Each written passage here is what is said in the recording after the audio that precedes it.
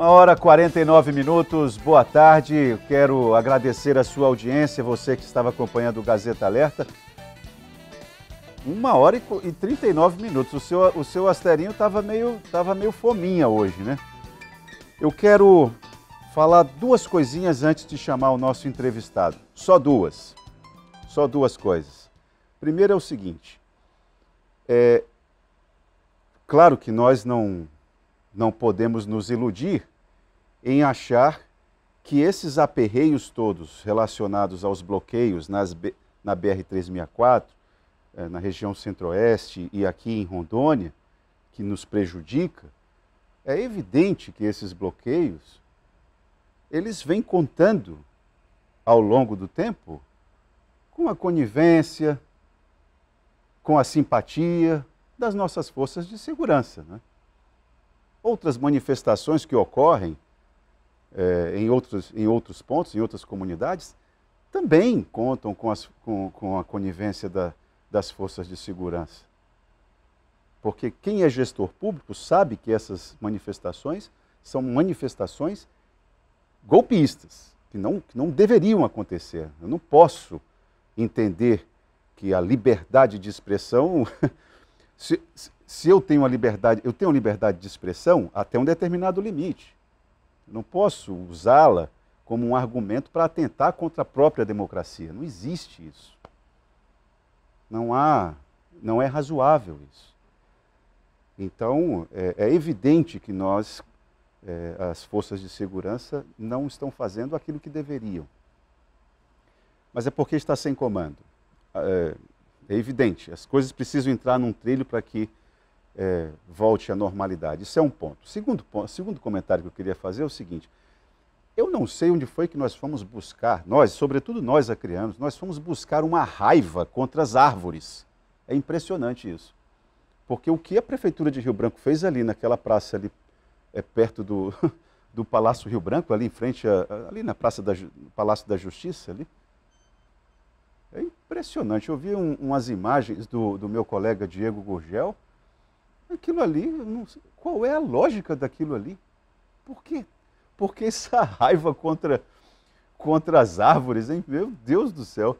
E olha que quem fez aquilo ali foi, pelo que o jornalista Diego Gurgel colocou, foi a Secretaria de Meio Ambiente do município de Rio Branco. Você imagina. Estamos bem, né? Mas, e uma terceira coisa que eu falo aqui, que hoje foi danado, né? Esse 22 de novembro, duas perdas medonhas na área artística, né? Primeiro, o cubano Pablo Milanés, não está mais conosco, fez a passagem. E Erasmo Carlos, o gigante gentil, né, o tremendão, também não está mais conosco. E eu preciso de alguma luz nesse cenário todo, e eu vou buscar essa luz e vou pedir o auxílio do meu amigo Nelson Liano Júnior, que está lançando amanhã no AFA Jardim, que fica ali na rua Silvestre Coelho, número 200, eu acho que é esse o número 200, rua Silvestre Coelho, às 7h30 da noite. Vai acontecer o lançamento desse livro aqui, ó. Deixa eu apresentar logo aqui, Nelson. Nelson Liano Júnior lança Intuição. E eu quero saber, Nelson, por que a intuição é uma ideia necessária nesses tempos que nós vivemos. Boa tarde, seja bem-vindo ao Gazeta Entrevista. Boa tarde, Taan. Boa tarde a todos os telespectadores do Gazeta Entrevista. É um prazer estar com você. Bom, com essa abertura de programa, eu não poderia deixar de fazer alguns comentários utilizando essas percepções que eu trabalho nesse livro, que é a intuição e a mediunidade, né? Tudo isso que está acontecendo no Brasil é gerado pelo medo do futuro, pelo medo da escassez. E o medo do futuro e o medo da escassez está diretamente relacionado ao medo primordial, que é o medo, digamos assim, pai de todos os outros medos, que é o medo da morte. Pode ser que um ou outro diga, não, eu não tenho medo da morte, mas tem, amigo, amiga. Sabe por que tem? Porque não é só a questão da morte física, do aparelho, do corpo, que vai se extinguir. É a questão da personalidade. A pessoa aprende desde que nasce pelos pais e depois nas várias escolas em que vai estudando, a fortalecer uma personalidade e acreditar que ela é aquela personalidade, o que não é verdade.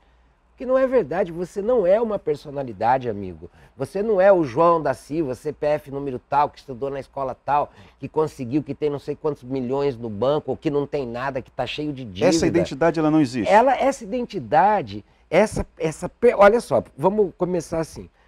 Isso é a personalidade, isso é a formação. O cara estudou, fez faculdade de engenharia, de direito, ou não fez faculdade, é um motorista, seja lá o que for, né? A história de cada um é a sua personalidade, a formação de cada um. E você sabe qual é a origem da palavra personalidade? Ela vem do grego, de personare. Sabe o que significa personare em grego? Máscara. Máscara? Máscara. Então a personalidade é uma máscara para esconder o nosso verdadeiro ser. E as pessoas se fixam. Não tem nada demais. Você estudou direito, vai ajudar as pessoas. Você estudou engenharia, vai construir as suas pontes, as suas casas.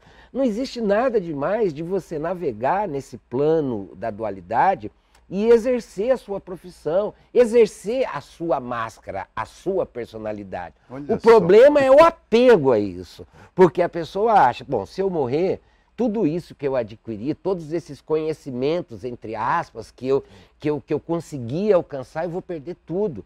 E vai, amigo, porque é impermanente. Então é o apego a essa personalidade, essa persona, aí é que está o problema. Apego a uma máscara, a uma mentira. A pessoa está se apegando a uma mentira, a uma máscara.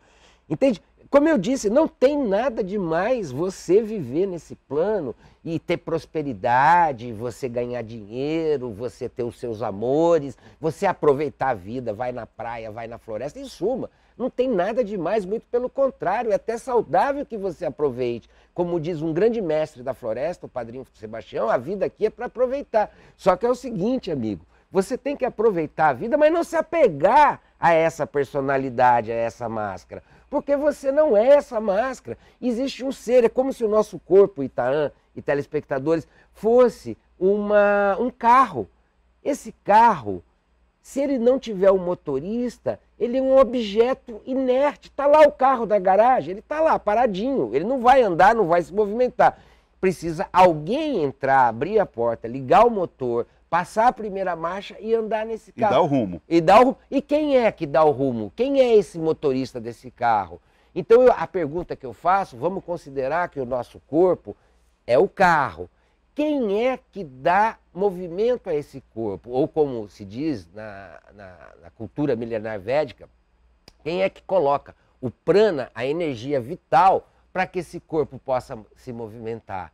Esse é o ser, que pode ter grandes outros nomes, como Deus, como Shiva, como Brahman, ou como Oxalá. Cada um dá o nome que quiser. Como Alá? Como Alá. Como Alá. Então, e as pessoas, aí entra uma questão. A gente falou vários nomes que são dados para esse ser que habita em nós, que habita cada um de nós, que habita todas as coisas do universo, o Sol, a Lua, as estrelas, a Terra, habita tudo.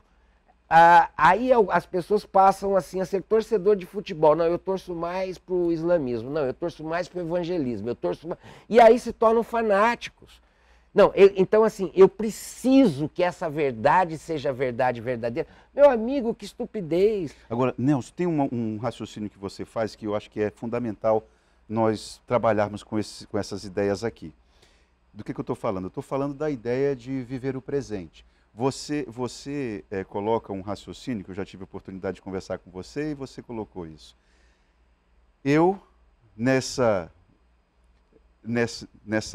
torcida de Fla-Flu, eu fico, e nesse meu desespero em valorizar essa minha personalidade, essa persona, Machado de Assis também tem muito isso, né? De você vestir uma personagem, né? Qual é a máscara que você está vestindo hoje?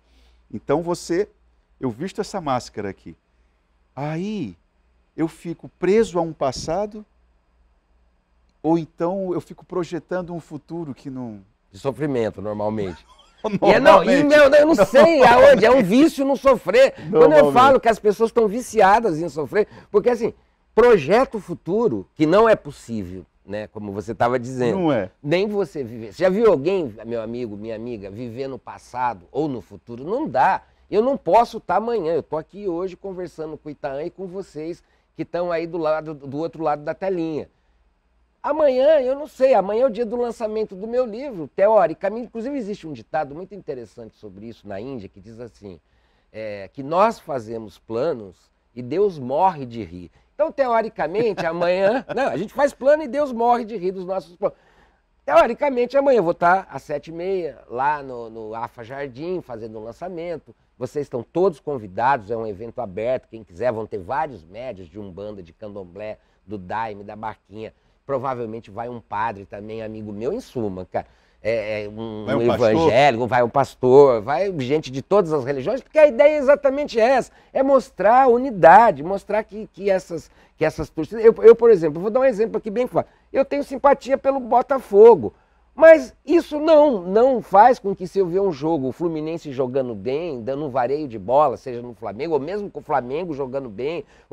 Eu vou apreciar, lindo, maravilha, porque o que importa não é o Flamengo, não é o Fluminense, não é o Botafogo. É o jogo. É o jogo, é a arte que tem no futebol. Então, eu chamaria isso da arte da vida. Então, voltando para essa questão do que está acontecendo hoje, que chegando aqui na TV Gazeta, filas enormes aqui no posto de gasolina para abastecer, porque o Acre está sendo desabastecido por conta dessas manifestações, que eu sou completamente a favor de qualquer tipo de manifestação, contanto que não prejudique o outro, né? Você pode viver a sua máscara, a sua personalidade, mas o que você não pode é prejudicar o outro.